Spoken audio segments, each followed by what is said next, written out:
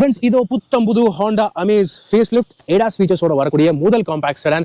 இதுதான் camera based ADAS கொடுத்திருக்காங்க. So lane keeping assist, lane departure warning, autonomous emergency braking, adaptive cruise control மாதிரி features இந்த compact செடானுக்கு இருக்குங்க. ஃபீச்சர்ஸ் அண்ட் லுக்ஸ் அப்படின்னு பாத்தீங்கன்னா முன்ன விட நல்லாவே அப்டேட் பண்ணிருக்காங்க. ஃப்ரண்ட்ல இருந்து பாக்கும்போது Honda Elevate உடைய front grill and bi LED headlamps, LED fog lamps மாதிரி ஃபீச்சர்ஸும் கொடுத்திருக்காங்க.